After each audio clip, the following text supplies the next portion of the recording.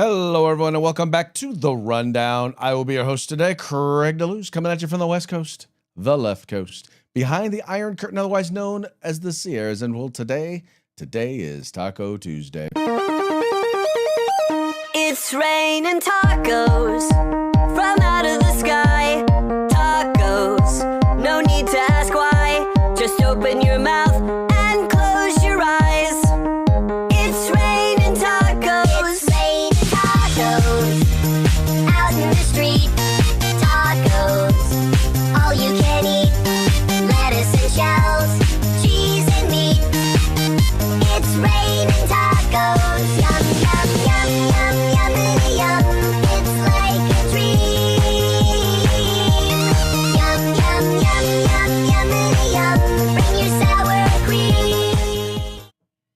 Well, that's right, folks. Today is Taco Tuesday, where we celebrate the diversity of these United States through food, which is probably the best way to celebrate diversity because, the way in which we do diversity here is, quite frankly, we just take what's good from other places, the stuff that we brought here, that our folks brought here, and we just make it better. And nothing says that better than the taco. Maybe the pizza. I think you could probably say the pizza. Then there's the hot dog, or der Wiener Schnitzel, the Wiener, which we now call the hot dog. But anyway, tons of opportunities to enjoy fine cuisine, diversity of cuisine here in these United States. But before we get going, we're going to get the show kicked off the way we usually do, and that is starting off with a quick shout out to our sponsors. We're going to start with the folks over at Hitman Industries. Now, they make rifle and pistol caliber barrels. They are available for you to purchase at any length at hitmanindustries.net. If you've bought an AR in the last few years, there's a good chance you already have one of their barrels, so why not get another one? Let your experience, your next project, start it off over at Hitman Industries. And then we've got the California Republican Assembly, working to help elect conservatives at all levels of government, from school board all the way up to President of the United States. Ronald Reagan once referred to CRA as the conscience of the Republican Party. You need to find out why. Just go to cragop.org. That's cragop.org. If you want to be a part of California's future today, you got to join CRA. And then we've got the best in concealed carry tactical holsters available on the market. You will find them at hawgholsters.com. That's HAWG holsters.com. They like helping Americans wear guns so much they're willing to give you a discount. All you have to do is use the discount code The Rundown, all caps, no spaces, one word, just like it is right up there, and you're going to get your Hog holster on a discount today. And then finally, if you're looking for gear, and now's about the time, well, it's always a good time to be buying new gear. The place where you will find all things tactical except the gun is uscombatgear.com. Just go to uscombatgear.com. They have a huge selection. They have competitive pricing. Matter of fact, they specialize in group sales, and they have the best customer service on the market. Take a moment, check them out today, uscombatgear.com. Also, if you have not already done so, please make sure you sign up for the 2A newsletter. You will find it at 2anews.us. That's 2, the number 2, the letter A, and then news.us. 2anews.us. Go there and have your Second Amendment news delivered to you Monday through Friday in your inbox. Imagine you don't have to go out to the 2A News websites in order to find it. You don't have to go out to the mainstream media. You don't have to go to the blogosphere. You don't have to go out to YouTube or to Rumble and find it, because it'll be sent right to you. Make it real simple. Once again, that's 2anews.us. Sign up today for the 2A newsletter. All right, let's go ahead and get into today's news stories. And we're going to start with this first one here is a Democrat who decided to come out and basically, I don't even know, I have no idea what to say about this, because if there was ever an argument and ever a point like where we can talk about what the goal of the Democratic Socialists of America are, or what it is, I've said this before, and I don't know how many times, but their goal is to take over the Democratic Party, not just take over the party. Eventually, their goal is to take over the entire country, right? They want to fundamentally change all that is America. They want to undo all of the values that are American. And how do they plan on doing that? Well, they plan on doing that by taking over internally. They plan on doing that through, they're going to the degree that they can get it done, they plan on doing it through nonviolent revolution. They plan on doing it by taking over and winning our elections. And that's their goal. And they're starting off right now. They're starting off with the low-hanging fruit for them, and that is in the Democratic Party. That is winning Democratic primaries, right? They're going for very, very liberal seats, and they are seeking to unseat Democrats, right?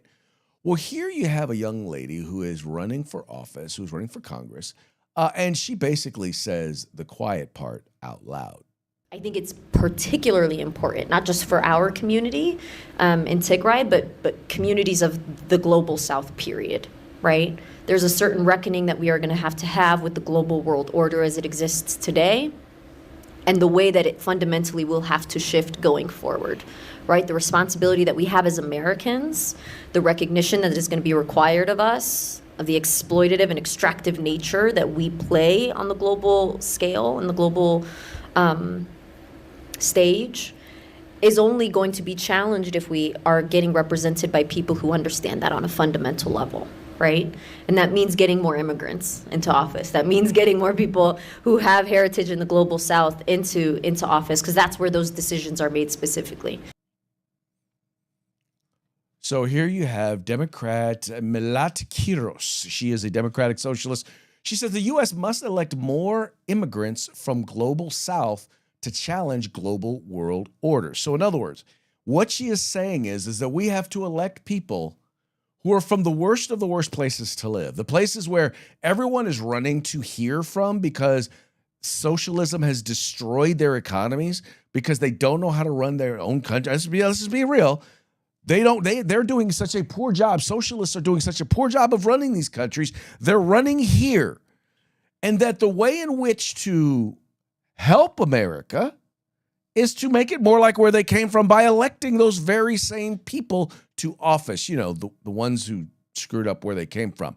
Anyway, let's read a little bit of the piece here from Breitbart. Socialist Milat Kiros, who is a Democrat, who unseated 15-term Representative Diana Daggett in Colorado's 1st Congressional District, Democrat primary last month, says the United States must elect more immigrants, specifically from the global South, to usher in a reckoning with the global world order.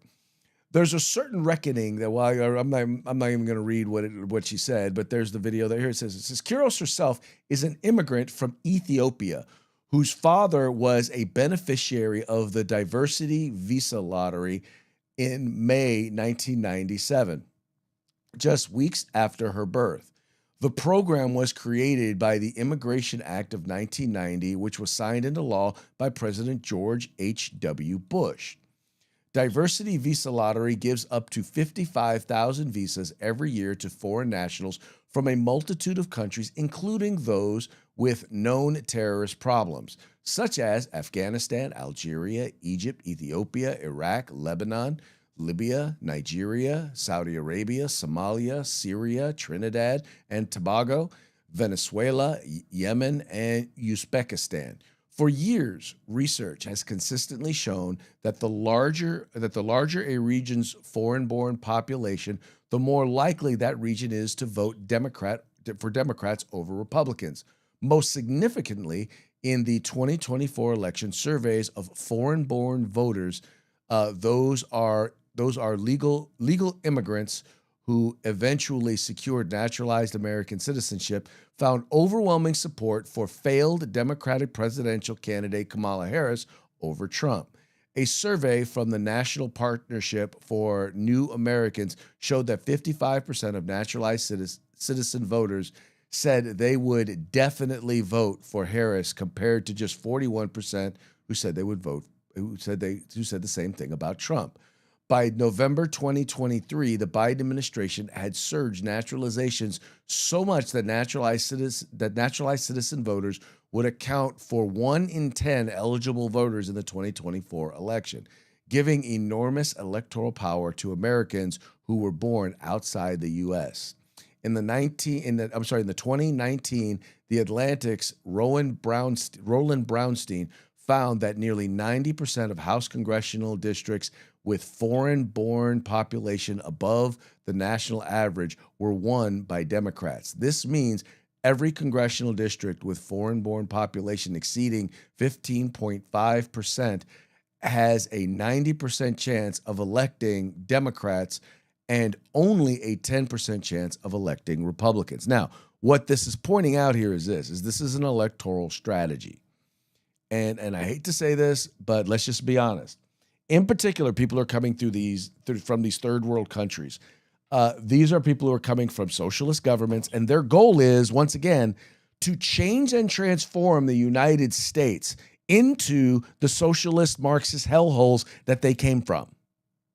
See, they want to make things more equal. And the problem with a lot of these folks is that in the socialist hellhole where they came from, they were the socialists who were running things. Their families were the socialists who were running things. They were the ones who had plenty of money, right? While everyone else was living in squalor and poverty, they were doing well. So when they come here, they want to do the same thing. They want to put socialism in place so that the rest of us, so rather than going out and, earning control, rather than going out and making a living, rather than going out and earning money, rather than going out and starting a business and building something from there, they just want to redistribute it. And that's what happened in their countries. In their countries where they came from, they just redistributed wealth.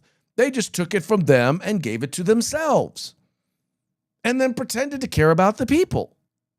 Well, they want to do the same thing now. They want to take from those who've earned, not to give to the poor.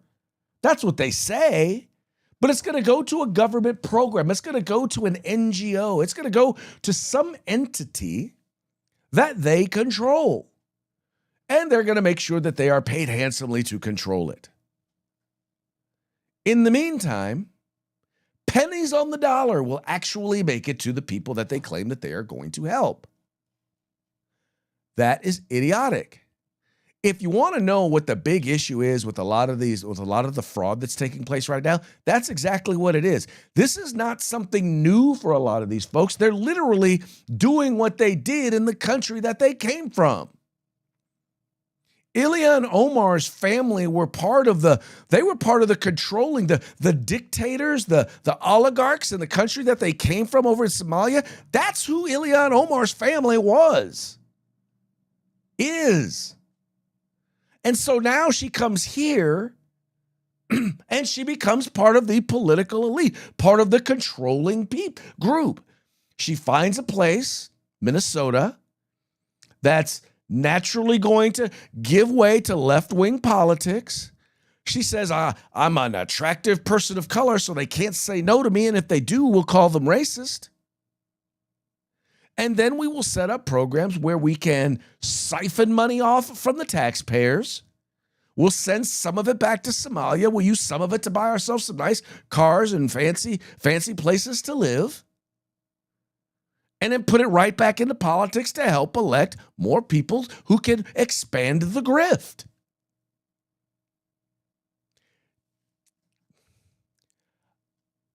I really do try and fight the idea of saying, this isn't racist. Okay, saying this information is not racist. Culture matters. And I hate to say this, and culture is regardless of skin color. We're talking about right now, we're talking about culture. We're talking about a culture coming from Somalia, coming from some of these other countries, some coming from these countries where literally you learn how to manipulate the system to benefit you and those around you, those you want to benefit at the expense of everybody else. That's the culture that many of these folks come from. It has nothing to do with their race. It has everything to do with the culture that they came from. And by the way, it's not all Somalians. It's not even most Somalians. Let me be clear about that too. It's not most of these, but in many of these third world countries, in many of these places that are run by dictators and oligarchs and Marxists and socialists, because by the way, eventually socialism leads to a dictator because somebody's got to be in charge. This whole democratic socialist stuff, no. What happens is they want to get you to democratically elect people who will then take all of your rights away from you. That's the only democratic part about it is you at least get to select the people who are going to initially take all of your rights and all of your stuff. But that's who they want to elect because that's who they keep electing. You don't believe this is true? Take a look at Gaza. As much as people want to say that Israel controlled Gaza, they didn't. They didn't. They pulled out in 2006, gave them the ability to elect their own government. And the first thing that they did was they elected terrorists, Hamas. And then those terrorists proceeded to take any aid that was sent into Gaza and they used it to build terror tunnels. They used it to buy weapons. They used it to fund to basically fund their intifada against Israel. Prove me wrong. Prove me wrong. The information's all there. Those terror tunnels, those hundreds of miles of terror tunnels didn't come from nowhere. Did not come from nowhere. See, the reason why people are so attracted to Marxism and so attracted to socialism is because it says, I'm going to take from them and give it to you. Oh, no. Actually, let me be clear. It doesn't even say I'm going to take from them and give it to you. It says, you deserve more. You work really hard. You are so oppressed. Look at everything that they have. Look at all that they have. Why do they have that? They don't deserve that. Let's take it from them. And they never actually say they're going to give it to you. They said they're going to redistribute it. What does redistribution mean? It means they're going to take from them and give to themselves and their friends. And they're going to continue to blame them because, well, they can't blame themselves, right? I mean, when their system doesn't work, when their system fails, it can't be their fault because then you won't let them stay in charge. So it's got to be someone externally. And in many of these countries, that's why they blame the United States of America. There was just a dude who was on Fox. He is the vice chair or the co-chair of the Democratic Socialists of, I think, New York or Manhattan or Upper Manhattan. Anyway, but this kid, his family came from Peru, right? And once again, they were part of the socialist Marxist leadership there. The economy completely and utterly failed, so they fled Peru, which, by the way, is decided to move more towards a free market economy. But then he blames capitalism. He blames the free market economy for the things that his family's policies did. And then he comes here and he wants to implement the same policies here. Folks, I will continue to say this. Not culture matters, and not all cultures are equal. They're just not. And if you want to know what a culture, what sort of outcome you will get when you implement a certain culture, just look at what it's already done. Look at what it's already done. Look at what it's already wrought. I mean, I'm not saying that what we have here in the United States is perfect. It's far from it, but it's better than anything else. Our free market economy has lifted more people out of poverty globally. Remember that. It's important for us to continue to point that out. It's important for us to stand up and be vocal in our communication of that. Anyway. Elections are important, and I think Democrats realize they're important. With my commitment, we are here to share information I learned of a few days ago. In June of 2023, nearly 3 years before I became governor, a serious software error in New Jersey's motor vehicle system led to the improper voter registration of what we believe to be roughly 6,600 people in our state.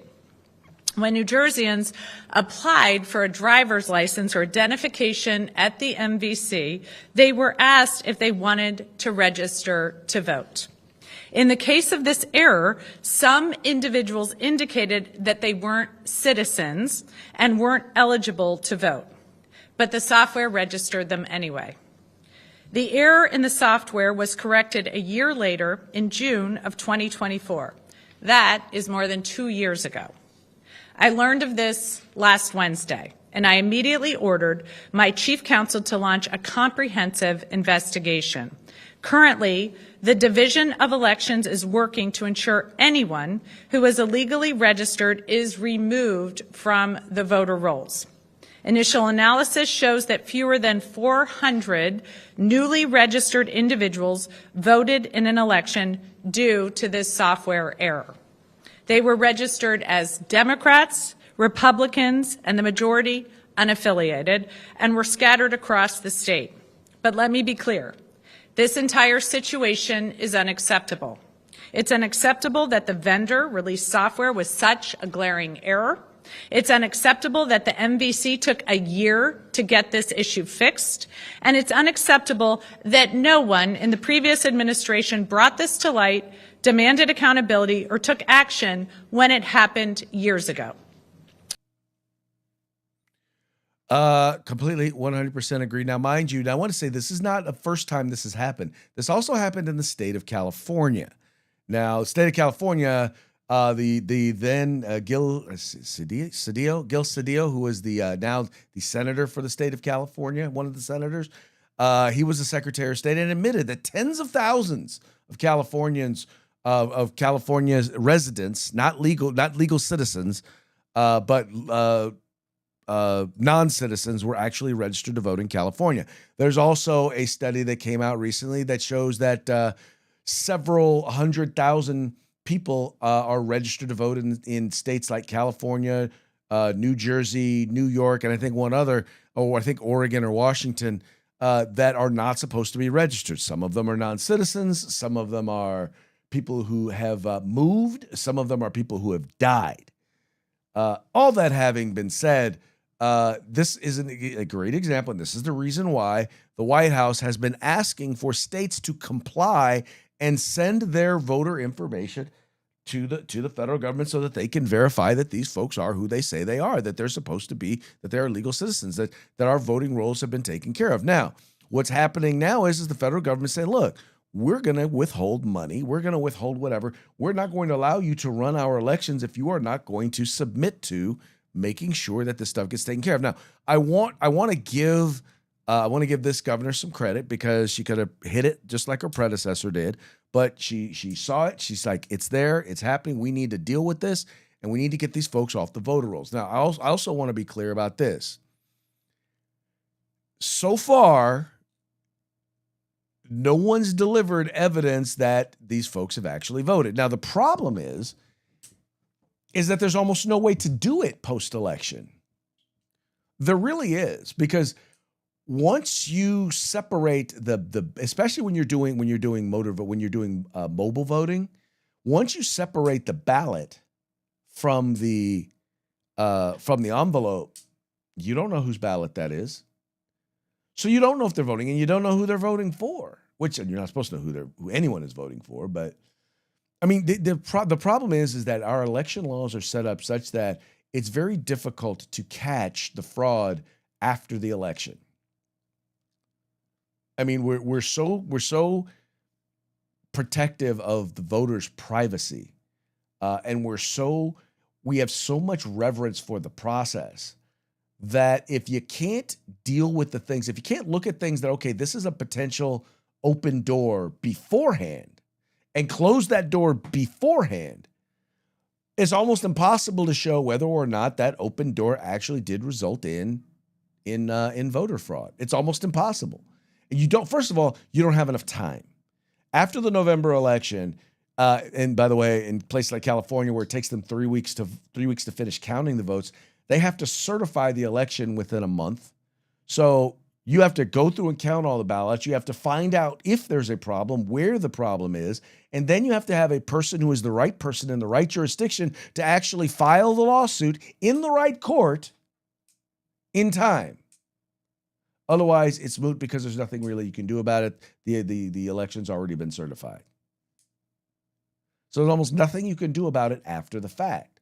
You got to do it. You handle it all before. And that's, by the way, what President Trump was trying to do when he talks about all these people who are registered to vote, who've moved, who've died, who are not legal citizens. That's what he's talking about. Look, you say you want me to prove that it's a problem. The fact that they are there is a problem. So let's deal with it, right? Deal with it. Fix it. Don't wait until there's actual evidence. It's like you have to wait until someone's murdered to say, hey, by the way, we encourage people to murder people. You have to wait until someone's actually stolen an election. And by the way, more and more information is coming out about what happened in Georgia. And I'll just put it this way. I don't know that Georgia's electoral votes are enough to have switched the election, the 2020 election. I don't know if it was enough to have done that. But I do know that they're already proving that a bunch of ballots got counted that shouldn't have been counted.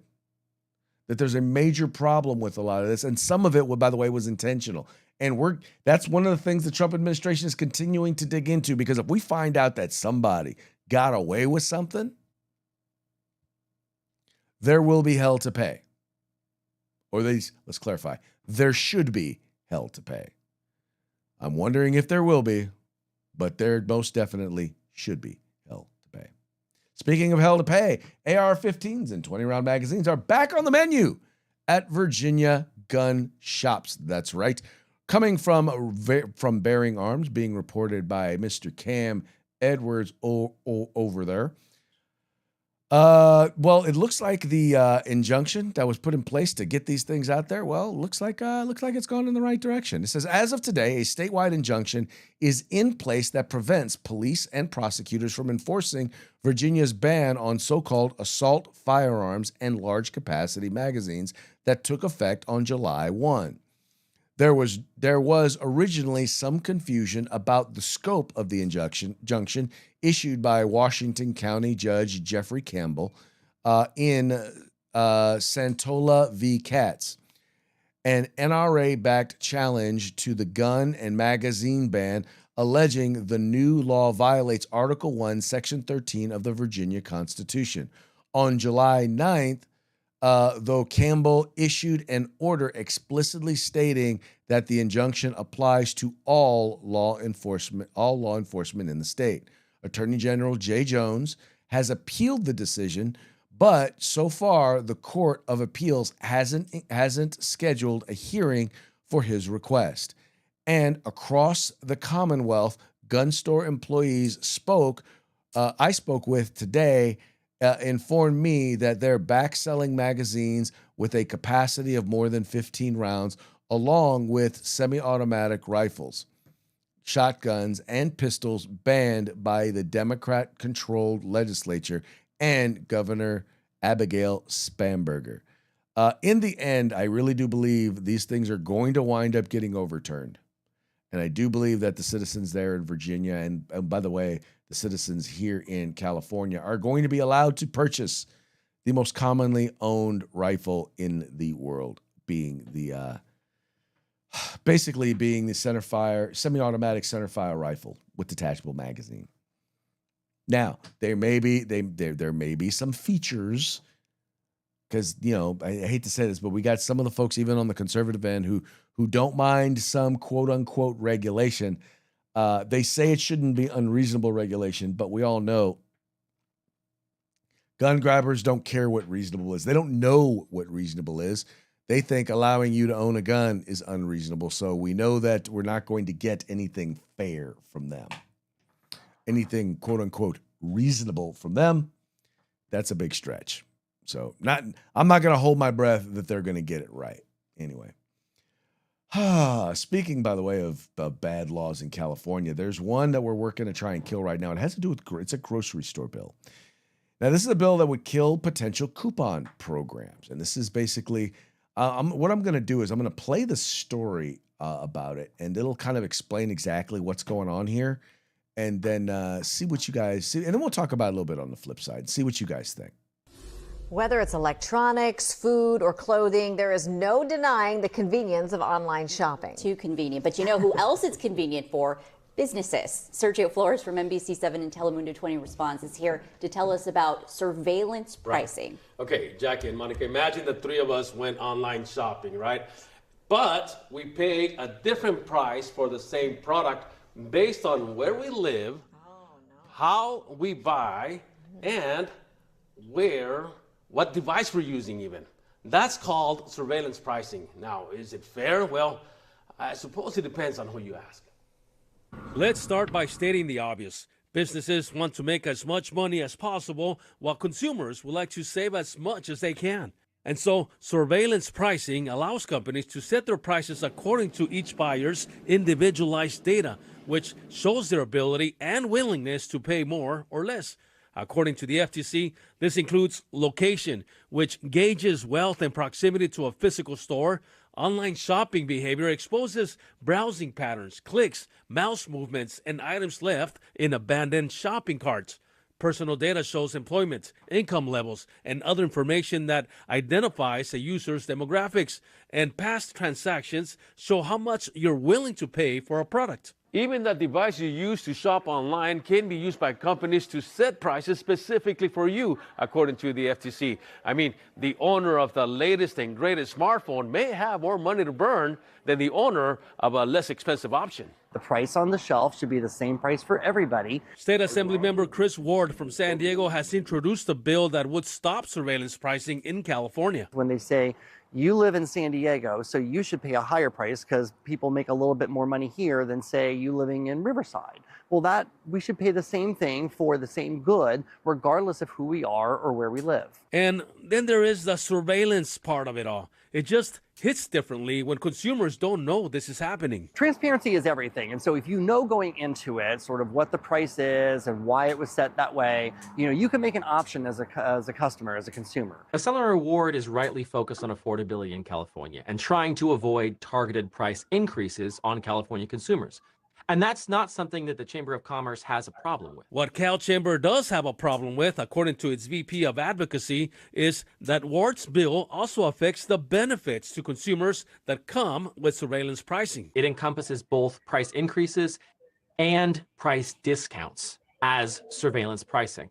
So we have been trying to work with the author to get price discounts exempted broadly. Plus, should the bill become law, Cal Chamber fears it'll open the cash register to lawsuits affecting businesses and consumers. We're afraid that businesses who are not doing anything problematic, we would say, are still going to face lawsuits where they have to then go through months and hundreds of thousands of dollars in litigation to prove they're not violating this bill. But you, the consumer, are not completely at the mercy of the bill to avoid paying more because of surveillance pricing. There is the Delete Request and Opt-out Platform, or DROP, a state program that gives consumers control over their data collected by third-party brokers. Little hacks you can also do include erasing cookies on your search history, shopping using different devices to make sure you're getting the best deal, using private browsing, shopping logged out of the platform, and using price tracking tools. Because if companies are leaning on technology to maximize their profits,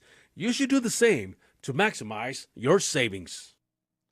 All right, so this is a bill. This is over at the California Post. This controversial grocery bill would kill coupon programs, and that's really what it comes down to. Is this? And I hate to say this, and people are probably going to look at me kind of funny.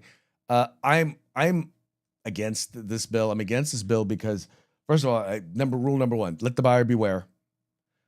Just like in many of these cases, they're not necessarily they're not using the technology to make you pay more.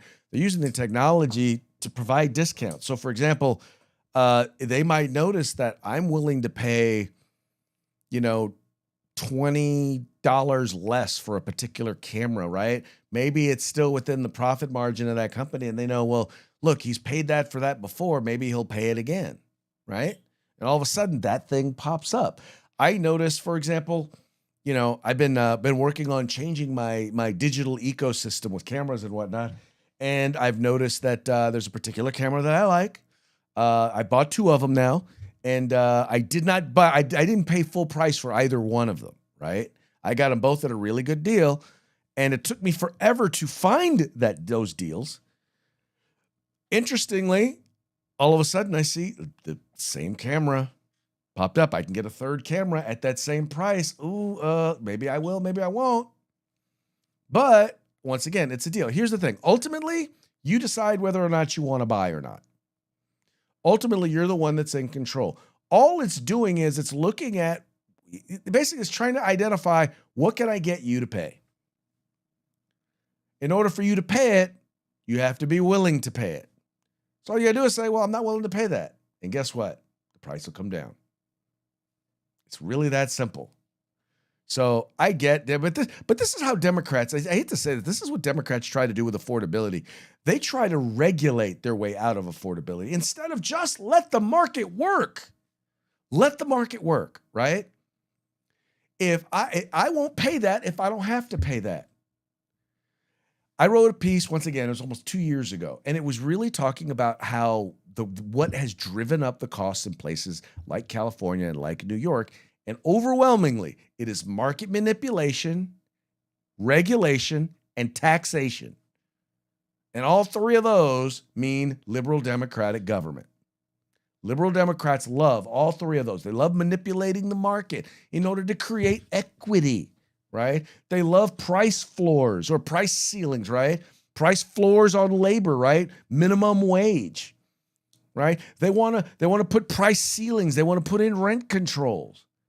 All of these things screw up supply and demand and get away from the price that you're willing to pay and that the people selling it are willing to accept. Right? And guess what? You're not going to pay it if you can't afford it. Which means then, if you're not going to pay it, demand goes down, price goes down. It's simple, basic economics, and the left can't figure it out. They just don't get it. They are economically ignorant.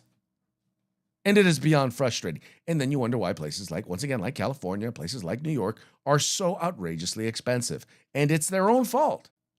And that's why when you leave California, when you leave New York, when you go to places like Texas, like Florida, like Arizona, right? When you go to places where the economy is actually working, don't screw it up. When you go there, remember, you are a refugee, not a missionary. You did a piss poor job of electing people where you were. Whether you were voting for the right people or not, evidently your people weren't getting elected. So you felt you had to leave. So how about this? How about make sure you don't elect the same sort of people who are getting elected in the state you came from? Because they're going to do the same exact stuff. Let's be wise. Let's operate with some wisdom, right? Sometimes wisdom is nothing more than learning from your mistakes. How about we learn from our mistakes? How about if you come from California, learn from the mistakes of California? It ain't that hard. All right, folks, that now brings us to our parting shots. Parting shots are brought to you by Hog Holsters. Go to hogholsters.com. Use the discount code The Rundown, all caps, no spaces, one word, and get your hog holster today. This first one here, this is following up. Gotta love the news about the explosive diarrhea. It's just, it is the story that keeps on giving. This is from, this is a sign. I don't know if this is an actual real sign. Let me clarify this, but it is a parody and it's funny, so I'm going to mention it. This is a sign outside of a Taco Bell. It says here, Taco Bell. It says, "Stop acting like you've never gotten explosive diarrhea here before. Who called the news?" Yeah, that right there, very funny right there. That's very funny right there. Now, here's another one. Now, we talked a little bit about elections. Here's a video that's talking about election and election fraud and the fact that, before we start calling the 2020 election the freest and fairest election in history, maybe we should consider a few things. Is it not true that Joe Biden won the 2020 election? Senator, it is true that the 2020 election resulted in the certification of Joe Biden as president. But if you will allow me, since you want to bring up 2020, 3,930 double scan ballots in Fulton County. 39,000 residents of Fulton County who had filed a national change of address form with the U.S. Post Office voted in that election. We know that 84% of those 39,000, either by their own admission or the filing of a new voter registration, were likely ineligible to vote in that election. We know that 315,000 ballot tapes were not certified and maintained a chain of custody as they were supposed to. And we know that there are thousands of missing ballot images from the 2020 election. The data also shows us that it appears that those 3,930 double scam ballots was done intentionally. Now, I have told the story in this well of Gabriel Sterling before, but I'll tell it again. Because Gabriel Sterling purchased his home in 2018 from an individual who then moved out of the state of Georgia. Gabriel Sterling, as you know, Senator, was the chief operating officer for the Secretary of State in Georgia. Gabriel Sterling was shocked to receive a piece of mail from Fairfight telling him to return his ballot, that Gabriel Sterling received a piece of mail addressed to the individual who had sold him the home, who was living out of state, from Fairfight. And Fairfight was reminding that individual who lived out of state to return their ballot because it was requested by the mail. Sterling then does a little investigation of his own and discovers this individual who had moved out of state voted in the 2020 presidential election illegally. That vote was counted. It was rescanned and counted again in a recount, and it was counted in the hand count, Senator. So I would tell you, due to the shenanigans of 2020, I don't believe that we can say we know who the rightful winner was. We do, of course, know that Joe Biden was certified, but I do not believe that we know, due to the small margin of error, who the actual winner was. Yeah, that was deep right there. That was deep. And once again, Democrats are in complete and utter denial. And once again, I'm going to tell you that I do not have, and I have yet to see irrefutable evidence that the election was stolen specifically at the ballot box. We've talked about, we've talked about what the media did and the complete media malpractice. We've talked about the changing of the voting laws in the middle of the game. We talked about all that, and I believe all of that does constitute a stealing of the election. But once again, Democrats refuse to admit that our election and our election process is not nearly as protected as they want you to believe that it is. All right, this next one here, and I always joke about this one with Mike and Earl and those guys.